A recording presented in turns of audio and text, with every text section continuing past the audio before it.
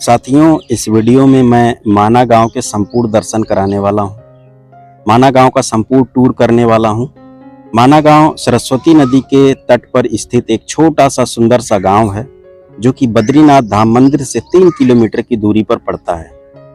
माना गांव में अनेकों पौराणिक गुफाएं मौजूद हैं। माना गांव का धार्मिक पौराणिक महत्व है। इसी गांव से होते हुए स्वर्ग का रास्ता स्टार्ट होता है, जिस मार्ग से पांडव स्वर्ग गए थे। ये जो रास्ता आप देख रहे हैं, ये स्वर्ग जाने का रास्ता है। और माना गांव से 5 किलोमीटर की दूरी पर स्वर्गारोहण मार्ग पर स्वर्ग से आने वाला झरना वसुधारा झरना मौजूद है। उसकी भी यात्रा हम करेंगे। उस पवित्र वसुधारा झरना के भी आपको हम दर्शन कराएंगे दोस्तों।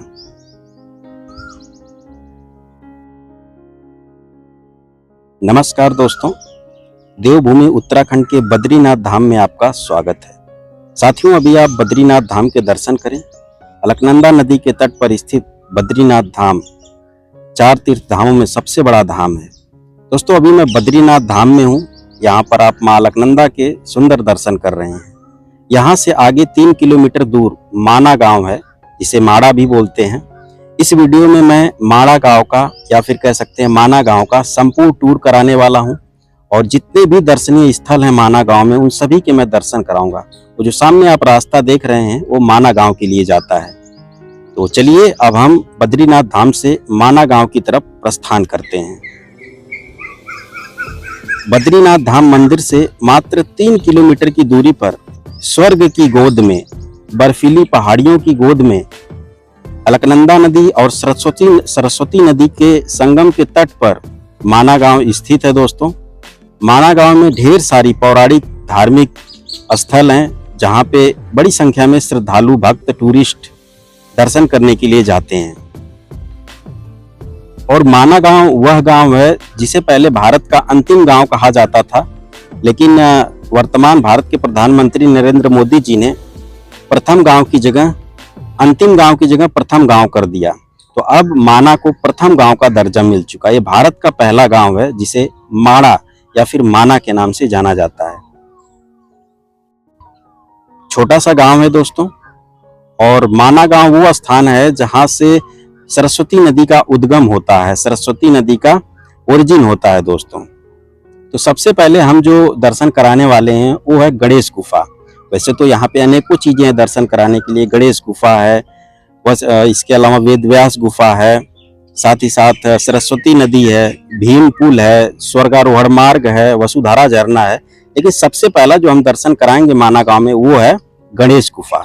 ये आप जो सामने दर्शन कर रहे हैं, ये गणेश गुफा है। बताते हैं कि इसी गुफा में बैठ करके गणेश जी ने दोनों हाथों से महाभारत पुराण की, जो है कह सकते हैं महाभारत पुराण को लिखा था। ऊपर जो गुफा है वो है वेद व्यास जी की गुफा। उस गुफा में बैठ करके वेद व्यास जी बोल रहे थे और नीचे गणेश जी अपनी इस गुफा में बैठ करके दोनों हाथों से महाभारत पुराण को लिखने का काम कर रहे थे। बताते हैं कि जो गणेश जी थे वो लिखने में माहिर थे। तो अभी हम गणेश गुफा के दर्शन कराने के बाद ऊपर आ चुके हैं। वो जो सामने आप बड़ी सी शिला देख रहे हैं, उसी के नीचे महर्षि वेद व्यास जी की गुफा है। इसे वेद व्यास गुफा के नाम से जाना जाता है। तो चलिए अब हम आपको वेद व्यास जी की गुफा के दर्शन कराते हैं दोस्तों।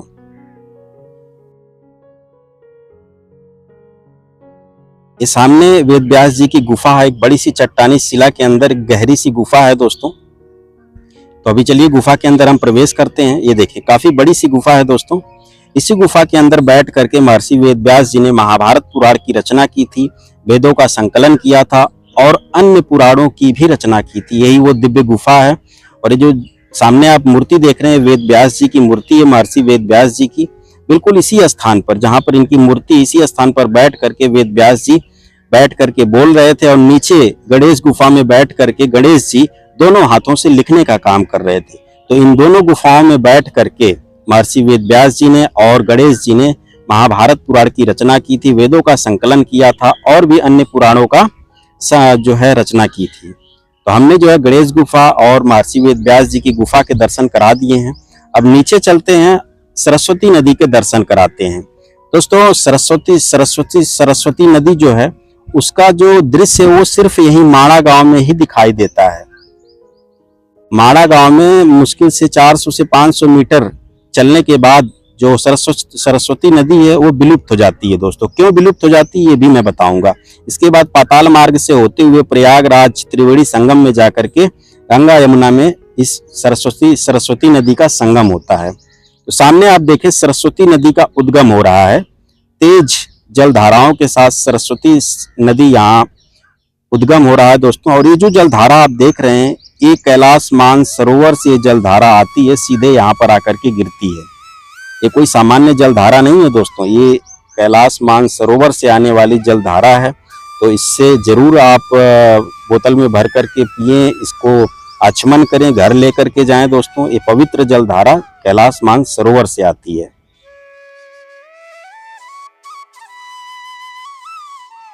तो हमने जो है अभी अभी आपको कैलाश मानसरोवर से आने वाली इस दिव्य जलधारा के दर्शन कराया। आचमन जरूर करें इस जलधारा के, स्नान भी आप कर सकते हैं यहाँ पर बैठ करके, खड़े होकर के। और इस जलधारा को घर जरूर लेकर के जाएं। ये दिव्य दर्शन है सरस्वती नदी के दोस्तों। माँ सरस्वती के अभी आप दिव्य दर्शन कर रहे हैं माना गांव में। दोस्तों ये जो बड़ा सा एक चट्टानी शिला आप देख रहे हैं जो कि पुल के आकार का है, ये वास्तव में पुल ही है दोस्तों, जो कि सरस्वती नदी के बना हुआ है। सरस्वती नदी के ऊपर ये दोस्तों किसी इंसान ने नहीं बनाया है। जब पांडव स्वर्ग के लिए जा रहे थे तो यहाँ तक वो आए, इसके बाद सरस्वती नदी को पार करना था। तो सरस्वती नदी को जो है वो पार करने के लिए जो महाबली भीम थे उन्होंने क्या किया, इस बड़ी सी चट्टानी शिला को नदी के ऊपर रख दिया और इसके बाद वो यहाँ नदी को पार करके आगे स्वर्ग के लिए गए। नीचे आप देखें तो सरस्वती नदी के बड़े ही सुंदर दर्शन है दोस्तों। माँ सरस्वती के बड़े ही दिव्य दर्शन इस वक्त आप कर पा रहे हैं। तो हम वो जो सामने पुल है वो भीम पुल है, जिसको महाबली भीम ने बनाया था स्वर्ग जाने के लिए सरस्वती नदी पर। और अभी हम बिल्कुल पास आ चुके हैं सरस्वती नदी के नीचे। तो यहाँ पे जो श्रद्धालु भक्त आते हैं वो जल भरने का भी काम करते हैं सरस्वती नदी में से। इस जल को बताते हैं कि पीने से बुद्धि विवेक में तेजी आती है। तो आप भी आइए तो इस जल को पीजिए और भर करके घर ले जाइए, अपने बच्चों को पिलाइए, अपने घर के सदस्यों को पिलाइए, क्योंकि माँ सरस्वती ज्ञान की देवी हैं और माँ सरस्वती के इस जल को पीने से बुद्धि विवेक में तेजी आती है, बुद्धि विवेक तेज होता है। अब जो है दोस्तों हम यहाँ से आगे 5 किलोमीटर आगे स्वर्ग के रास्ते पर चलेंगे और स्वर्ग के रास्ते में 5 किलोमीटर दूर एक झरना गिरता है जो स्वर्ग से सीधे आता है, उसका नाम है वसुधारा। उस झरना के दर्शन कराएंगे।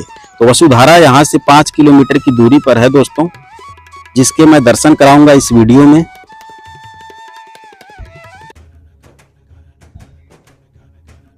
तो हम जो है अब स्वर्ग के रास्ते पर आगे निकल चुके हैं दोस्तों। इसी रास्ते से होते हुए पांडव स्वर्ग गए थे। जी हाँ, जिस रास्ते के इस वक्त आप दर्शन कर रहे हैं ये वास्तव में स्वर्गारोहण मार्ग है, स्वर्ग जाने का रास्ता है दोस्तों। लेकिन हम जो है सिर्फ 5 किलोमीटर तक आगे जाएंगे जहां पर वसुधारा है, वो झरना जो सीधे स्वर्गलोक से आता है। उस झरना के बारे में बहुत सारी चमत्कारिक बातें प्रचलित हैं दोस्तों, जो मैं वीडियो में आगे आपको बताऊंगा भी। माना गांव, जैसा कि मैंने बताया, माना गांव का धार्मिक पौराणिक महत्व तो बहुत है दोस्तों, क्योंकि यहाँ से पांडव स्वर्ग गए थे। यहीं पर स्वर्ग का रास्ता मौजूद है जिसके आप इस वक्त दर्शन कर रहे हैं। माँ सरस्वती का उद्गम यहीं पर होता है। वेद व्यास जी की गुफा है जिसमें बैठ करके उन्होंने महाभारत पुराण की रचना की थी। गणेश जी की गुफा है जिसमें बैठ करके उन्होंने महाभारत को लिखा था।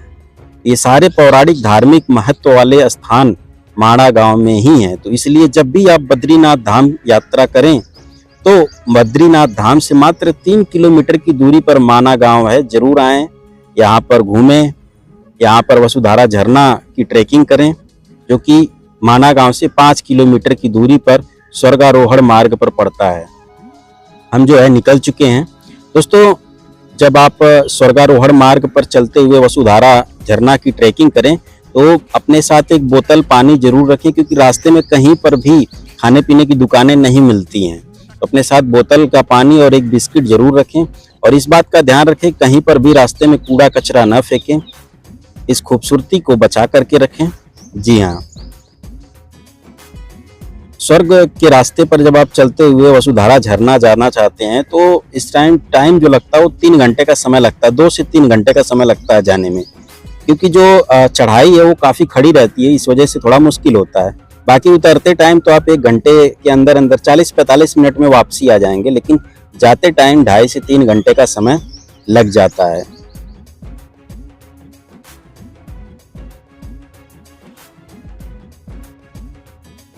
दोस्तों, आखिर पांडव कैसे यहाँ तक पहुंचे, आइए इसके बारे में हम आपको बताते हैं। तो भगवान केदारनाथ ने ही ये स्वर्ग का रास्ता पांडवों को बताया, तब पांडव यहाँ से आगे स्वर्ग की तरफ गए। काफ़ी सारे टूरिस्ट हैं जो कि वसुधारा झरना की पैदल यात्रा कर रहे हैं हमारे साथ, जैसा कि आप देख भी पा रहे हैं वीडियो में। 2025 की जो यात्रा है, 4 धाम कपाट खुल चुके हैं, यात्रा शुरू हो चुकी है और हम बिल्कुल ताज़ा आपको दर्शन करा रहे हैं चारों धामों के। और अभी तक हमने केदारनाथ धाम की यात्रा की, दर्शन करा दिया आपको। बद्रीनाथ धाम की यात्रा की, बद्रीनाथ धाम के संपूर्ण दर्शन करा दिया। और अभी हम बद्रीनाथ धाम से 3 किलोमीटर आगे माना गांव आ चुके हैं, माना गांव के संपूर्ण दर्शन आपको करा रहे हैं। दोस्तों, महाभारत युद्ध के बाद जब पांडव स्वर्ग जाने की तैयारी में थे तो उन्हें पता चला कि भगवान भोलेनाथ उनसे काफी नाराज हैं। हुआ ये था कि महाभारत युद्ध में जो पांडव थे अपने चचेरे भाई कौरवों का वध कर डाले, उनको पराजित कर डाले।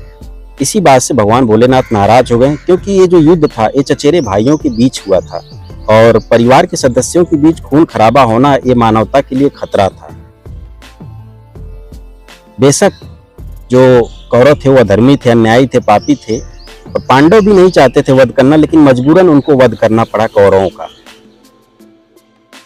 और इसी बात से भगवान भोलेनाथ नाराज हो गए। उन्होंने सोचा कि पांडव चाहते तो कोई और भी रास्ता अपना सकते थे, खून खराबा की जगह कोई और रास्ता अपना सकते थे। लेकिन जब नाराज हो गए भगवान भोलेनाथ तो भगवान श्री कृष्ण और अन्य ऋषि मुनियों ने पांडवों से बताया कि आपको स्वर्ग का रास्ता भगवान भोलेनाथ ही प्रशस्त कर सकते हैं, वही बता सकते हैं। उनका आशीर्वाद प्राप्त करके ही आप जो है स्वर्ग जा सकते हैं। लेकिन भगवान भोलेनाथ आप लोगों से काफी नाराज हैं। इस बात से दुखी हुए जो पांडव थे, पांडव वैसे भी दुखी थे, युद्ध से वो काफी खुश नहीं थे। उन्हें भी दुख था कि चचेरे भाइयों की उन्हें हत्या करनी पड़ी, उनका वध करना पड़ा। इस बात से वो भी दुखी थे। तो उन्होंने भगवान श्री कृष्ण ऋषि मुनियों से पूछा कि आखिर भगवान भोलेनाथ कहाँ मिलेंगे। तो उन्होंने बताया आप चले जाइए काशी बनारस, वहाँ पे भगवान भोलेनाथ विराजमान है, वहाँ पर रहते हैं, उनका वो प्रथम और प्राचीन निवास है। तो पांडव निकल पड़े भगवान भोलेनाथ से मिलने के लिए बनारस काशी की तरफ। जैसे ही भगवान भोलेनाथ को ये बात पता चली कि पांडव हमसे मिलने काशी बनारस आ रहे हैं, वो तुरंत भाग करके एक केदारनाथ मार्ग में एक स्थान पड़ता है दोस्तों जिसका नाम है गुप्त काशी। वहां पर भगवान भोलेनाथ आकर के छिप करके समाधि में लीन हो गए। बहुत वर्ष बीत गए, ढूंढते ढूंढते जब पांडव गुप्त काशी तक पहुंच गए, भगवान भोलेनाथ ने देखा कि पांडव यहाँ भी आ गए। तुरंत भगवान भोलेनाथ नंदी बैल का रूप धारण करके भागना चाहे, तुरंत पांडव पहचान गए और नंदी बैल का रूप, जो नंदी बैल को वो पकड़ लिए, खींचने लगे अपनी तरफ। महाबली भीम पूंछ पकड़ लिए नंदी बैल का। नंदी बैल भाग नहीं पाया तो उसने क्या किया, अपना सिर ही जमीन के अंदर घुसेड़ दिया और पूरा का पूरा बैल देखते ही देखते पाताल लोक में विलीन हो गया। अभी दोस्तों हम पहुंच चुके हैं वसुधारा झरना। ये जो सामने आप देख रहे हैं ये वसुधारा झरना ही है। इसके बाद दोस्तों पूरा जो बैल है वो विलीन हो गया पाताल लोक में। इसके बाद पांडवों ने काफी प्रयास किया, काफी ढूंढा, नहीं मिले तो जो पांडव थे वो पांडुकेश्वर पहुंचे। पांडुकेश्वर बद्रीनाथ धाम मार्ग में ही पड़ता है दोस्तों।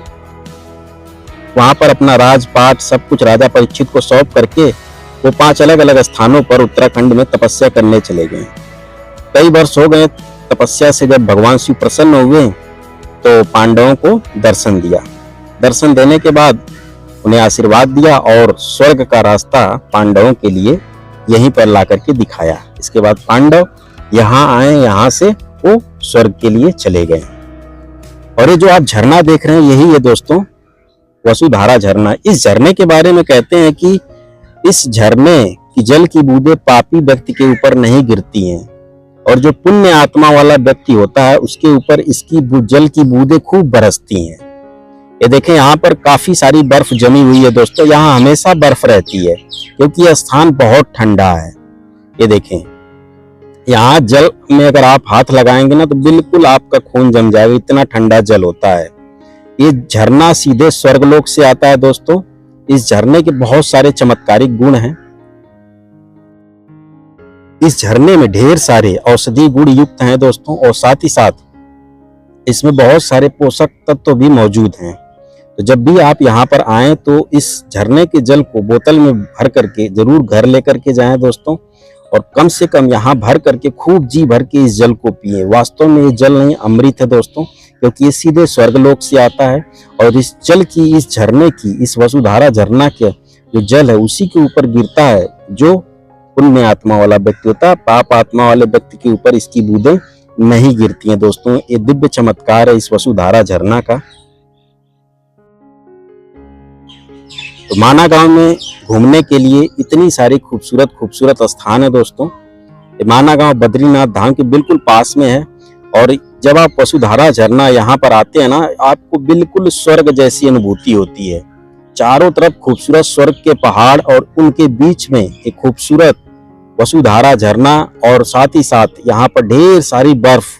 अपने आप में स्वर्ग है दोस्तों। यहाँ आप घंटों बैठ करके इस सुकून में घंटों बैठ करके इस वसुधारा झरना की जल की बूंदों को जो है अपने शरीर पर स्पर्श होता महसूस कर सकते हैं।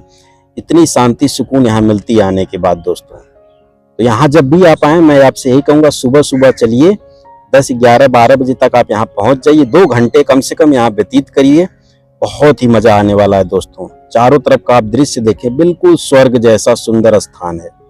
बाकी वीडियो कैसी लगी कमेंट करके बताइएगा। इस वीडियो को यहीं पे करता हूँ समाप्त। जय हिंद, जय बद्री विशाल।